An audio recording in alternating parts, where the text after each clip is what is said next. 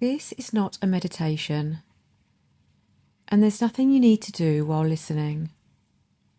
You don't need to slow your breathing, settle your body, or make yourself feel sleepy. This is simply a gentle space to understand something that many people experience, often in the quietest hours of the night. Waking at 3 a.m. can feel strangely unsettling. The room is dark, the world is quiet, and yet instead of drifting back into sleep, the mind suddenly feels very awake. Thoughts begin moving. You may start replaying something from the day, worrying about tomorrow, or feeling a vague but uncomfortable alertness that seems to come from nowhere. It can be frustrating, especially if it happens often.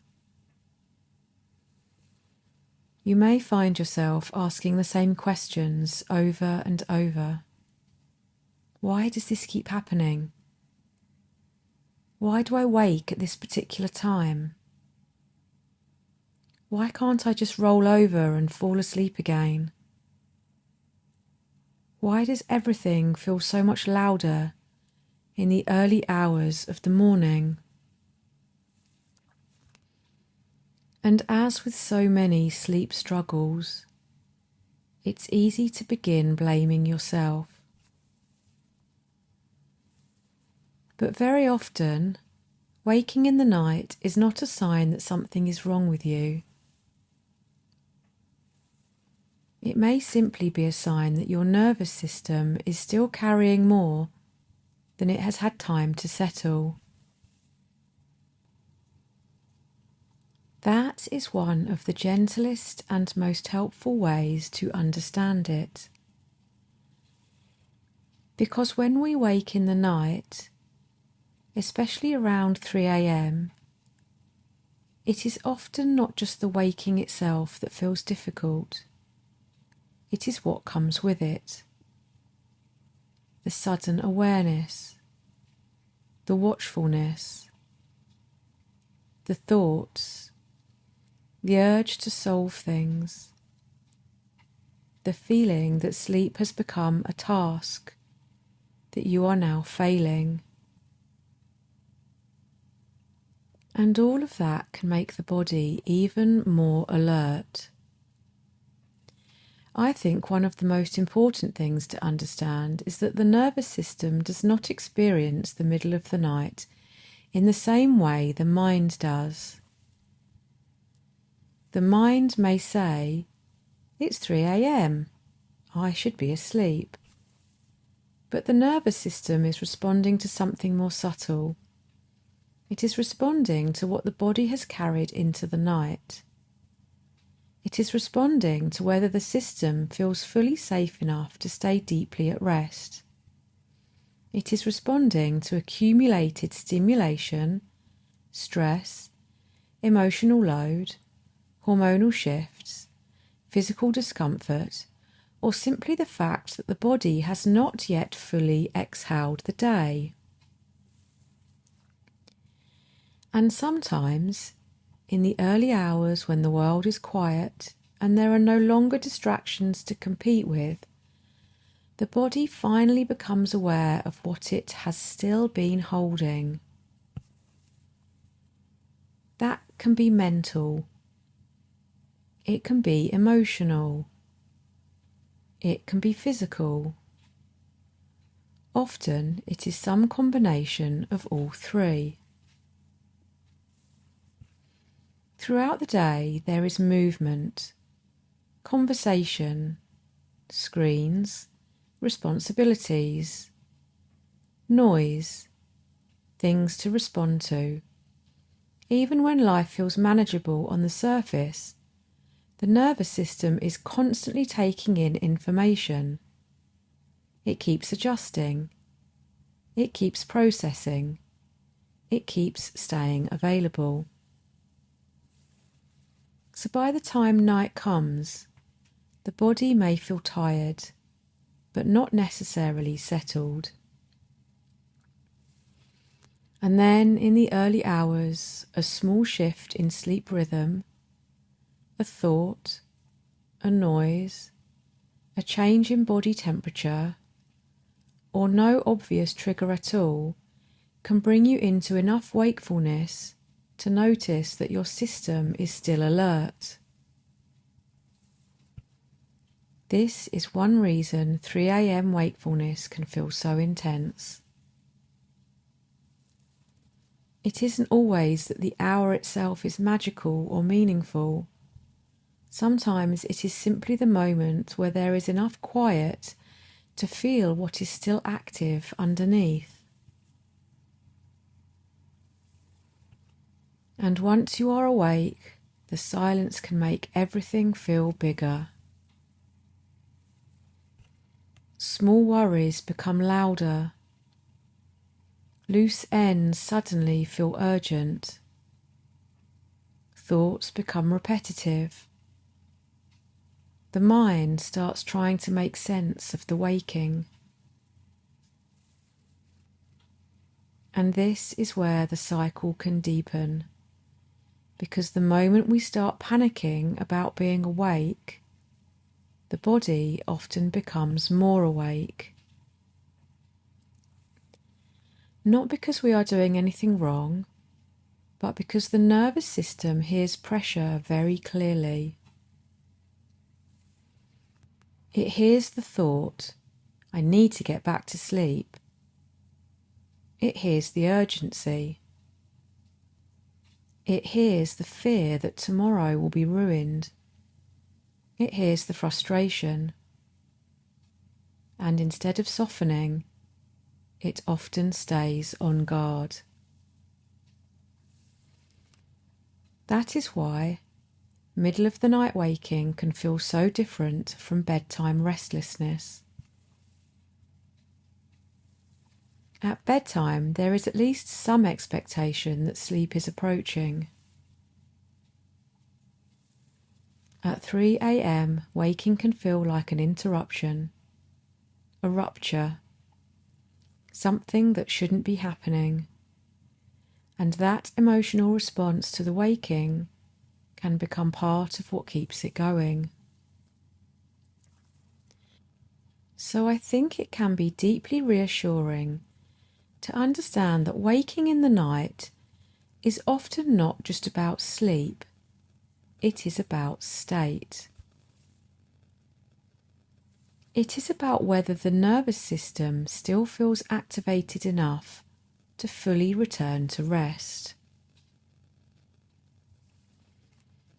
And for many people, that activation has nothing to do with weakness or failure. It has to do with a body that has been carrying a lot for a long time. A body that stays ready. A mind that stays prepared. A system that has learned to remain available, vigilant, or productive, even in the background. So when you wake at 3 a.m. and your mind immediately starts working, it may not be because your brain is broken. It may be because your system has become very practiced at staying online. And when we see it that way, the inner conversation can begin to shift. Instead of, why am I like this? It becomes, what is my system still carrying? Instead of, I must get back to sleep immediately, it becomes, how can I meet this waking a little more gently? That shift matters, because the nervous system does not usually settle through pressure. It settles through safety.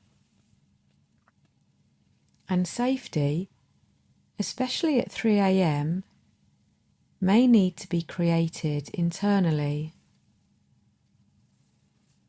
not through fixing, not through forcing, but through reducing the sense of threat around being awake.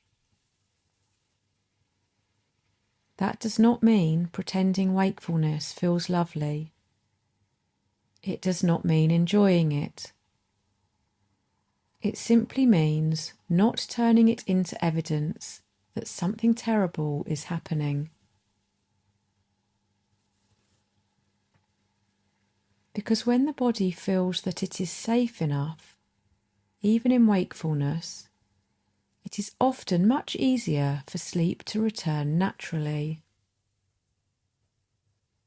This is also why middle of the night waking can be so emotional.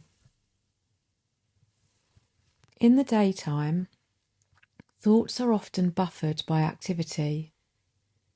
We are pulled outward. We are in motion. But at 3 a.m, there is very little between you and whatever the mind wants to present. That can be tender. It can be exposing. It can feel disproportionately intense. And if your life has been full lately, if your system has been holding stress, grief, responsibility, uncertainty, or a great deal of emotional labour, the early hours can become the moment when all of that quietly taps you on the shoulder. Not because the body is trying to upset you, but because there is finally enough stillness for it to be heard. This is one reason why so many people describe waking at 3 a.m. as lonely. It is not just that they are awake. It is that they are awake with everything that has not yet been softened by daylight. And that experience deserves compassion. Not self-judgment, not impatience, not a running commentary about how badly things are going. Just compassion. Because a body awake at 3 a.m. is not usually asking to be criticised. It is asking to feel safe again. Now, of course, there can be many layers to night waking. Hormones play a role. Blood sugar can play a role. Stress hormones can play a role. Life circumstances can play a role. Physical discomfort can play a role. There is nuance here, and I think that matters. But even within that complexity, the way we meet the waking still shapes what happens next. If we meet it with panic, the nervous system often tightens. If we meet it with harshness, the body often stays alert. If we meet it with urgency, the mind often becomes busier. But if we meet it with gentleness, something different becomes possible. Not always immediate sleep, not always instant calm, but a little less threat, a little less escalation. a little more space. And that space is often where the body begins to find its way back. I think another important piece of this is permission. Many people go to sleep physically, but not emotionally. The body is in bed, but some deeper part of the system is still braced, still monitoring, still planning, still responsible. So when waking happens at 3 a.m, it is not just sleep that has been interrupted. It is an already fragile sense of safety. That is why the body may need more than simple tiredness in order to rest again. It may need reassurance. It may need softness. It may need less internal demand. It may need the message that nothing urgent has to be solved in the middle of the night. And that message can feel very unfamiliar if your system is used to taking responsibility for everything. For many people, wakefulness at 3 a.m. is not just about poor sleep. It is about how hard it feels to fully let go, to stop being useful, to stop preparing, to stop scanning,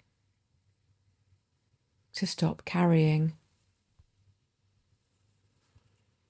That is why this is so often nervous system work, not just sleep work. Because sleep tends to come more easily when the body feels safe enough to disappear into it. And if the body has not yet felt that safety, it will often keep one foot in the world. Not because it wants to annoy you, but because it is protective. Once we understand that, the relationship to night waking can begin to soften. You may still wake. You may still have difficult nights, but the shame can reduce. The fear can reduce. The sense of personal failure can reduce. And that alone can change the experience significantly. Because when the body is no longer fighting both wakefulness and self-judgment, it often has far more room to settle. This is one reason why bedtime and nighttime support need to be gentler than many people realise. Not more force, not more perfect routines, not more pressure to do rest correctly, but more kindness, more understanding, more spaciousness around the body's timing. The nervous system learns through repetition. It learns from many nights where wakefulness is not turned into catastrophe. It learns from many moments where the body is spoken to gently rather than demanded from. It learns from many evenings where the system is given a bridge into rest instead of being expected to leap there instantly. That kind of trust building matters. It may not feel dramatic. It may not create overnight transformation, but it is often how deeper regulation begins. Quietly, slowly, honestly. So if you wake at 3 a.m.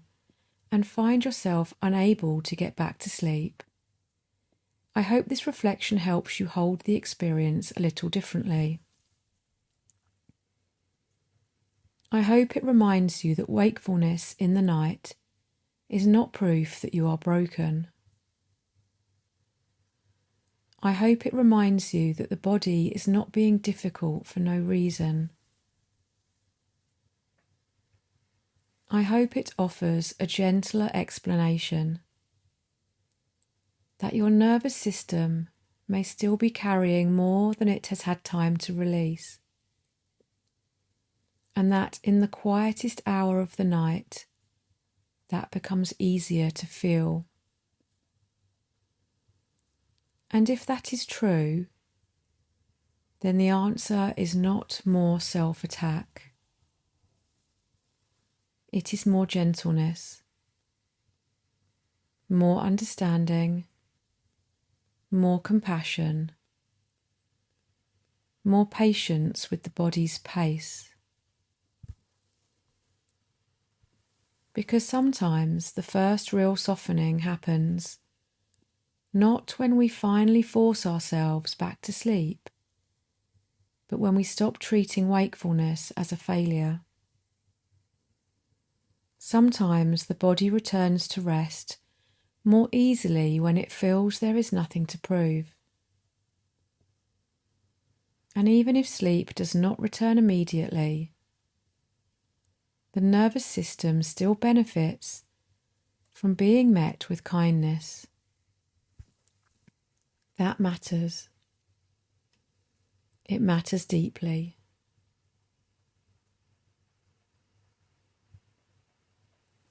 If this reflection resonates and you like deeper support, I share guided meditations, sleep practices, and gentle nervous system teachings inside my Bliss Yoga and Wellness community. You're very welcome there whenever it feels supportive. The link is in the description below. Thank you for being here with me. Namaste.